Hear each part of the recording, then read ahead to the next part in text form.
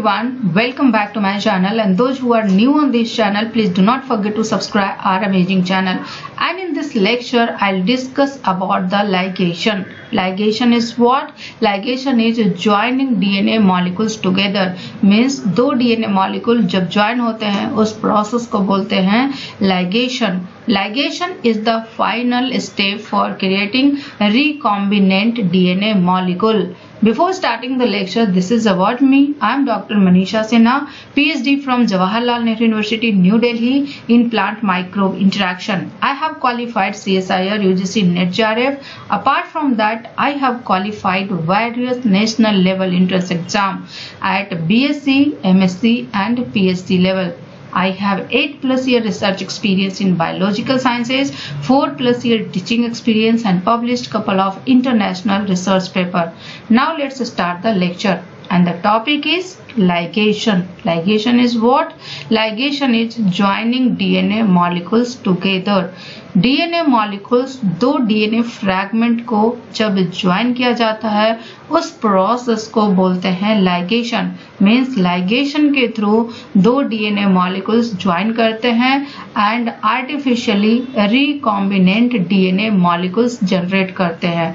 ligation दो तरह का हो सकता है. sticky ended molecules के भी ligation हो सकते हैं एंड blunt ended molecules के भी ligation हो सकते हैं. चाहे ligation sticky ended molecules का हो या blunt ended molecules का हो, यहाँ पे एक important enzyme काम करता है and that enzyme is what?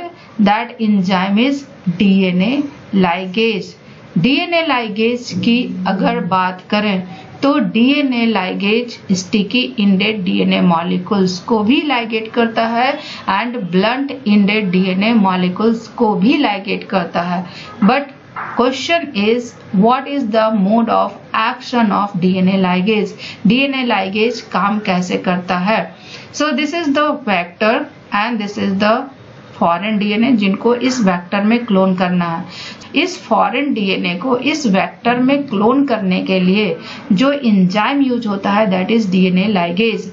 And after ligation these two fragments joined together and after joining two DNA fragments this construct is known as recombinant DNA molecule. DNA ligase की अगर source की बात करें तो सारे living cells DNA ligase produce करते हैं. But जो हम जेनेटिक इंजीनियरिंग में DNA ligase यूज करते हैं वो DNA ligase इकोलाई बैक्टीरिया से प्यूरिफाई किया जाता है जो कि इन्फेक्टेड है T4 फाज के द्वारा. डीएनए लाइगेज की अगर बात करें तो ये सारे लिविंग सेल से प्रोड्यूस किए जाते हैं. Means bacteria and eukaryotic cells सारे से प्रोड्यूस किए जाते हैं. बैक्टीरिया एंड यूकैरियोटिक सेल्स के अलावा वायरस भी डीएनए लाइगेज प्रोड्यूस करता है. But virus is acellular. Virus is not a living organism. Virus is acellular. So DNA ligase virus, bacteria and eukaryotes तीनों से प्रोड्यूस किए जाते हैं. DNA ligase का मोड ऑफ एक्शन क्या है? सपोज दैट कि ये वेक्टर है. सो वेक्टर में 3' एंड होगा एंड 5' एंड होगा. 5' पे फॉस्फेट ग्रुप होता है एंड 3' पे फ्री OH ग्रुप प्रेजेंट होता है. अगर इस डीएनए फॉरेन डीएनए मॉलिक्यूल को क्लोन करना है इस वेक्टर में तो डेफिनेटली इसका भी एंड होगा. एक एंड पे 5' एंड होगा, दूसरे एंड 3' पे होगा.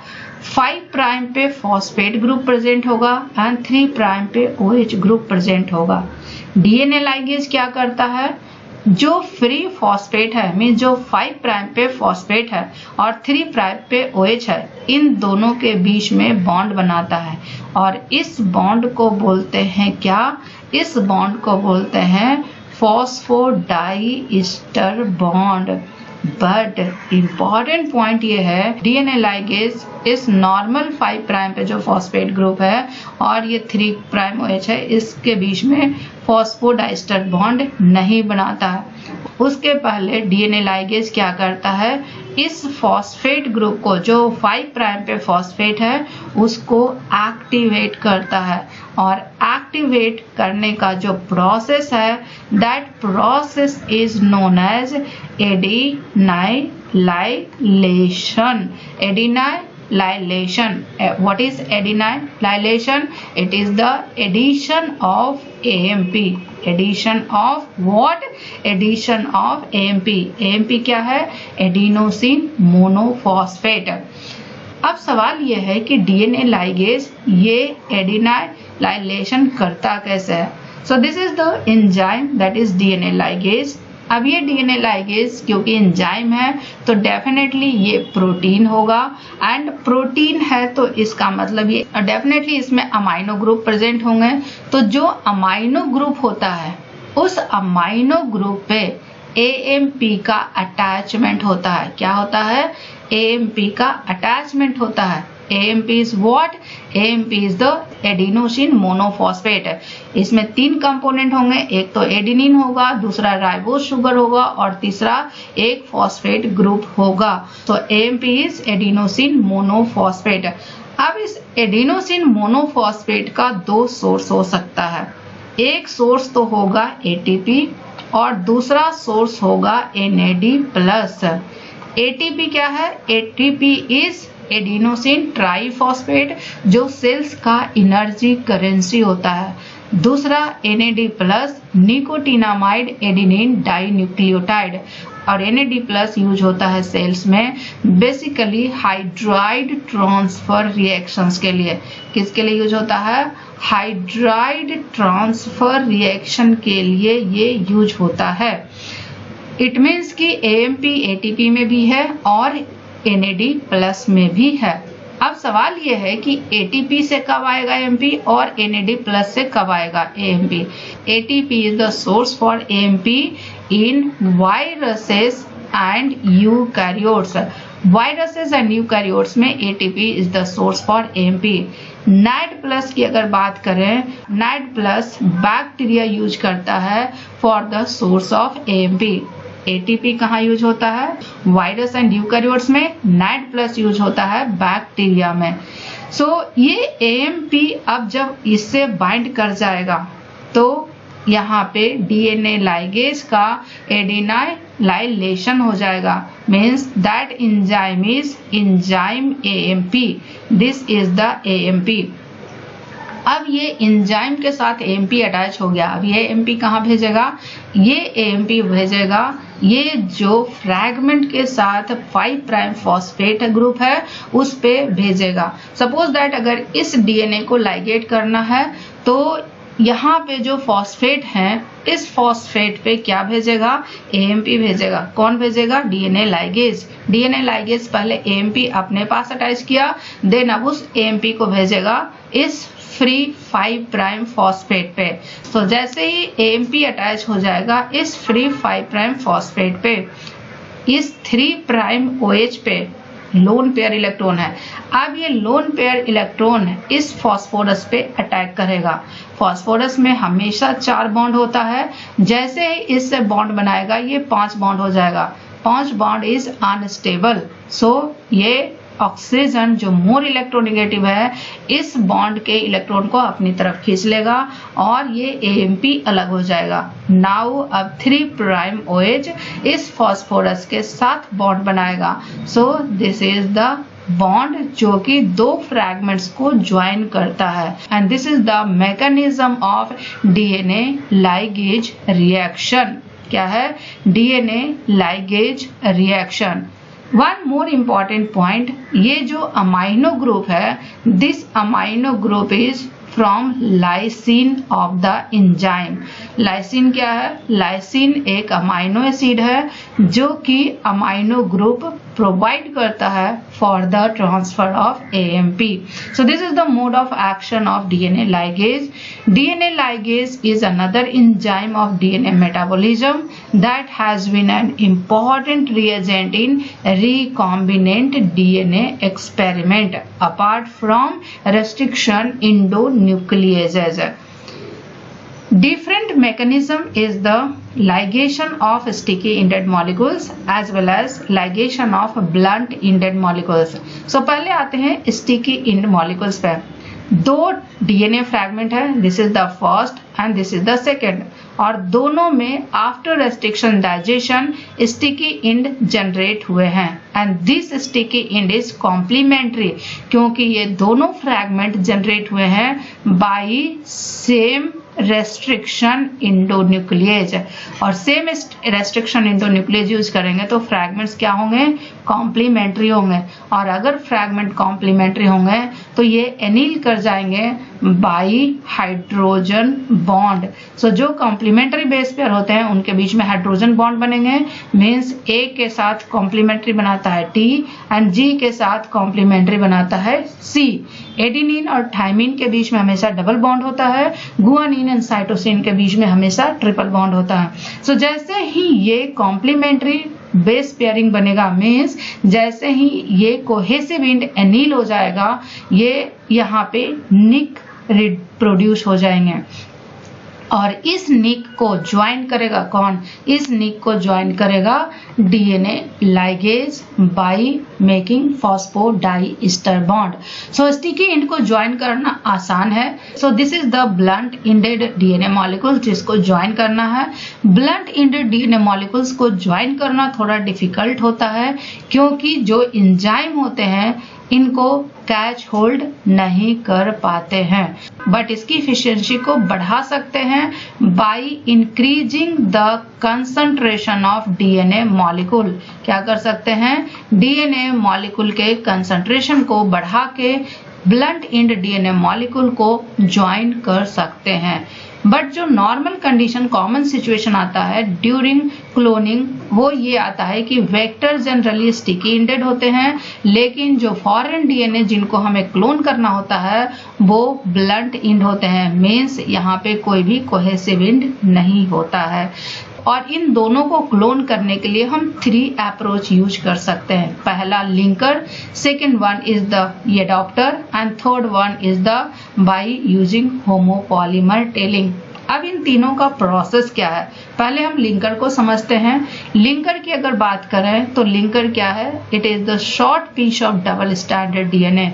This is the short piece of double standard DNA जिसको हम इन विट्रो सिंथेसाइज करते हैं, मीन्स जिनको हम टेस्ट ट्यूब में सिंथेसाइज करते हैं. और क्योंकि टेस्ट ट्यूब में सिंथेसाइज किया जाता है इसीलिए इनका न्यूक्लियोटाइड सीक्वेंस नोन होता है.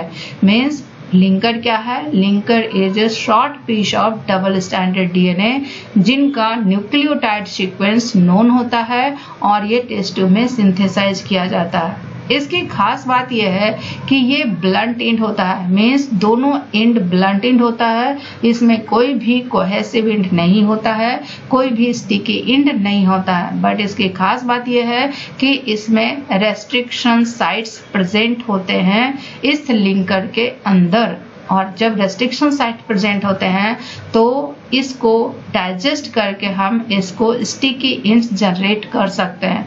सो पहले क्या करते हैं, this is the foreign DNA जिसको हमें वेक्टर में क्लोन करना है. अब इस फॉरेन डीएनए के साथ इस लिंकर को ज्वाइन करते हैं बाय डीएनए लाइगेज, और ये पॉसिबल है और इसको ज्वाइन कर सकते हैं क्योंकि ये ब्लंट एंड है, इसलिए इनके कंसंट्रेशन को बढ़ा के इस ब्लंट एंडेड डीएनए मॉलिक्यूल पे इस लिंकर को ज्वाइन किया जाता है. और जैसे ही ये ज्वाइन हो जाएगा लिंकर्स, एक या एक से ज्यादा लिंकर्स अटैच होने की प्रोबेबिलिटी है, जैसे ही ये अटैच हो जाएगा इसको रेस्ट्रिक्शन एंजाइम से डाइजेस्ट करते हैं. और इस लिंकर में कौन सा रेस्ट्रिक्शन एंजाइम है, इस लिंकर में BAMH1 रेस्ट्रिक्शन एंजाइम है. सो इस linker attached foreign DNA molecule को डाइजेस्ट करते हैं किससे, BAMH1 से. और BAMH1 से डाइजेस्ट करने के बाद ये कोहेसिव एंड प्रोड्यूस करता है, और जैसे ही कोहेसिव एंड प्रोड्यूस करेगा, वेक्टर तो ऑलरेडी कोहेसिव एंड है, स्टिकी एंड है, और जैसे ही कोहेसिव एंड प्रोड्यूस होगा, वेक्टर तो ऑलरेडी कोहेसिव एंड है, सो इन दोनों को आसानी से लाइगेट किया जा सकता है। सो आफ्टर डाइजेशन इस डीएनए में कोहेसिव एंड जनरेट होते हैं and after generation of cohesive end it is ligated to sticky end vectors. So these are the steps for cloning by using linkers. This linker is decameric linker molecule. Decameric linker molecule means इसमें 10 nucleotide का sequence है और इसके अंदर eco carbon restriction sites present है, but both ended are blunt end. क्या है? Linkers और ऑलवेज ब्लंट एंड। अब इस लिंकर को इस फॉरेन डीएनए के साथ अटैच किया जाता है। लिंकर भी ब्लंट एंड है, फॉरेन डीएनए भी ब्लंट एंड है। ब्लंट एंड का लाइगेशन बहुत इजी नहीं होता है। सो लिंकर मॉलिक्यूल के कंसंट्रेशन को इंक्रीज करके लिंकर मॉलिक्यूल्स इसमें अटैच करते हैं in the presence of DNA ligase. इस लिंकर मॉलिक्यूल में एक रेस्ट्रिक्शन साइट्स है and that restriction sites is eco carbon. So इस डीएनए मॉलिक्यूल को जिसके साथ लिंकर अटैच है इसको इको कार्बन से डाइजेस्ट करते हैं। इको कार्बन से डाइजेस्ट करने के बाद क्या होगा? इको कार्बन से डाइजेस्ट करने के बाद इस लिंकर का रेस्ट्रिक्शन साइट्स के जगह पे डाइजेस्ट होगा और ये कोहेसिव एंड जनरेट करेंगे। Now vector is already cohesive end, so इन दोनों को क्लोन कर सकते हैं in presence of DNA ligase. But इस मेथड का एक ड्रॉबैक है। ड्रॉबैक क्या है? लिंकर में जो रेस्ट्रिक्शन साइट्स हैं वो रेस्ट्रिक्शन साइट्स अगर जीन में प्रेजेंट हुए तो इस फॉरेन डीएनए को फ्रैगमेंट्स में ब्रेक कर देगा। So this is the foreign DNA attached with linkers. अगर इस डीएनए को जो कि लिंकर के साथ अटैच है इसको BAM-H1 से डाइजेस्ट करते हैं क्योंकि BAM-H1 लिंकर में प्रेजेंट है। अगर ये डीएनए में भी प्रेजेंट हुआ तो इस लिंकर को डाइजेस्ट करने के साथ साथ इस डीएनए को भी डाइजेस्ट कर देगा और ये फ्रैगमेंट्स में कन्वर्ट हो जाएंगे। इसीलिए इसको ओवरकम करने के लिए दूसरा स्ट्रेटेजी यूज किया जाता है, दैट इज एडॉप्टर। एडॉप्टर क्या है? एडॉप्टर भी लिंकर की तरह ही डीएनए न्यूक्लियोटाइड सीक्वेंस है, that is double standard nucleotide sequence. But adapter की खास बात यह है कि इनका एक एंड तो ब्लंट होता है, दूसरा एंड जो होता है वो स्टिकी होता है। This is the natural 3' 5' and this is the blunt and 3' 5' and this is the cohesive and 5' 3'। This is the adapter. But अगर एडॉप्टर यूज करते हैं क्योंकि ब्लंट एंड डीएनए मॉलिक्यूल में क्लोन करना है इसीलिए इनका कंसंट्रेशन हाई रखना पड़ता है। अगर ये कंसंट्रेशन हाई रखेंगे और ये ब्लंट एंडेड है, स्टिकी एंडेड है, सो इसमें प्रोबेबिलिटी ये हो सकती है कि ये सेल्फ लाइगेट हो सकते हैं। बट सेल्फ लाइगेशन को प्रिवेंट किया जाता है। सेल्फ लाइगेशन को प्रिवेंट करने के लिए क्या किया जाता है? सेल्फ लाइगेशन को प्रिवेंट करने के लिए जनरली जो न्यूक्लियोटाइड होते हैं, जनरली जो पॉलीन्यूक्लियोटाइड होते हैं, दे आर 5' to 3'। दूसरा स्ट्रैंड एंटी पैरेलल होता है 5' to 3'। और जब हम एडॉप्टर बनाते हैं तो उसमें क्या होता है? एक एंड 5' एंड 3' होते हैं बट दूसरे एंड ओवरहैंग होता है, मीन्स एक स्टिकी एंड जनरेट होता है। इसमें हम क्या करते हैं? एक एंड तो ब्लंट एंड होता है जो कि नेचुरल इनका एंड होता है, मीन्स 3' एंड 5' इसमें कोई मॉडिफिकेशन नहीं होगा। लेकिन जो सेल्फ लाइगेशन को प्रिवेंट करने के लिए जो इसमें काम किया जाता है, ये जो ओवरहैंग 5' है इसको फॉस्फेट ग्रुप को रिमूव करते हैं। 5' पे क्या होता है? फॉस्फेट होता है। सो इसको फॉस्फेट ग्रुप रिमूव करते हैं बाई अल्कलाइन फॉस्फेटेज। किससे रिमूव करते हैं?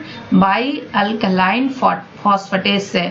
अगर इसको रिमूव करेंगे तो इस 5' पे OH रहेगा, 3' and this one is the 5' and this one is the 3'। ये एंड में कोई मॉडिफिकेशन नहीं होगा, इसमें भी कोई मॉडिफिकेशन नहीं होता है। लेकिन ये जो ओवरहैंग 5' फॉस्फेट है इसको मॉडिफाई करते हैं। मॉडिफिकेशन क्या करते हैं? फॉस्फेट ग्रुप को रिमूव करते हैं बाई अल्कलाइन फॉस्फेटेज। अब इसमें आ जाता है OH। अब ये प्रिवेंट करेगा सेल्फ लाइगेशन। इसमें क्या होगा? इसमें सेल्फ लाइगेशन नहीं होगा। So this is the structure of an adaptor. This is the adaptor जिसमें एक ब्लंट एंड है, दूसरा कोहेसिव एंड है। ब्लंट एंड पे 3 prime OH end 5 prime phosphate है। इस एंड पे कोहेसिव एंड पे 5 प्राइम फॉस्फेट नहीं है, 5 प्राइम OH है, क्योंकि फॉस्फेट को रिमूव किया गया है by using alkaline phosphatases. 3 prime पे as it is naturally OH present है। मीन्स लिंकर और एडॉप्टर में डिफरेंस क्या है? लिंकर जो होते हैं वो ब्लंट एंड होते हैं विदाउट एनी मॉडिफिकेशन, लेकिन इनके बीच में रेस्ट्रिक्शन साइट्स प्रेजेंट होते हैं और वो restriction sites basically sticky and restriction endonuclease होते हैं, जो after digestion sticky and provide करता है। लेकिन एडॉप्टर में एक एंड ब्लंट एंड होता है, लेकिन दूसरा एंड कोहेसिव एंड होता है। अब इस कोहेसिव एंड को सेल्फ लाइगेशन से प्रिवेंट करने के लिए यहाँ पे फॉस्फेट को हटा दिया जाता है, मींस 5 प्राइम एंड को मॉडिफाई कर दिया जाता है बाय अल्कलाइन फॉस्फेटेज। अब ये फॉरेन डीएनए में आराम से लाइगेट हो जाएगा, क्योंकि सेल्फ लाइगेशन नहीं होगा। इन प्रेजेंस ऑफ डीएनए लाइगेज ये एडॉप्टर इस मॉलिक्यूल के साथ लाइगेट हो जाएगा एंड आफ्टर दैट ये स्टिकी इंड जनरेट होंगे, बट स्टिकी इंड यहाँ पे OH है, सो इसको फिर से मॉडिफाई किया जाता है by polynucleotide kinase. Polynucleotide kinase से इस 5 प्राइम OH पे और इस 5 प्राइम OH पे फॉस्फेट ग्रुप ऐड किया जाता है। अब ये डीएनए वेक्टर में क्लोन हो जाएगा, क्योंकि यहाँ पे भी फॉस्फेट है ओवरहैंग, यहाँ पे भी फॉस्फेट ओवरहैंग है। And this is the steps for the cloning by using adopters. So this is the structure of adopter molecule. Structure of adopter molecule की अगर बात करें तो एक इंड ब्लंट इंड है और नेचुरल है, दूसरा इंड पे जो ओवरहैंग फॉस्फेट है वहां पे OH लगा दिया गया है by removing the phosphate group. अब इस एडॉप्टर को इसके साथ क्लोन करते हैं। क्लोनिंग हो जाती है by increasing the concentration of adopters with the help of T4 DNA ligase.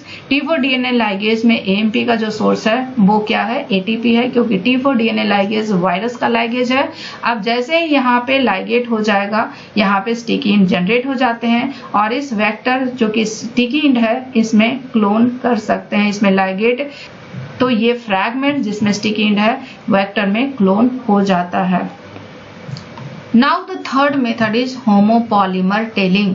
Homopolymer telling क्या होता है? होमो मीन्स क्या होता है? होमो मीन्स होता है same and polymer, same polymer means अगर सिर्फ C और C का पॉलीमर है तो इसको पॉली C बोलेंगे, अगर गुआनिन का पॉलीमर है तो उसको पॉली G बोलेंगे। और जनरली होमोपॉलीमर टेलिंग में poly C and poly G use करते हैं। इसमें क्या स्ट्रेटजी यूज करते हैं?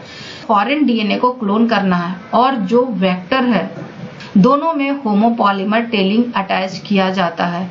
वेक्टर में जो होमोपॉलीमर टेलिंग अटैच किया जाता है दैट इज पॉली C, लेकिन जो फॉरेन डीएनए में होमोपॉलीमर टेलिंग अटैच किया जाता है दैट इज पॉली G। अब इम्पॉर्टेंट पॉइंट ये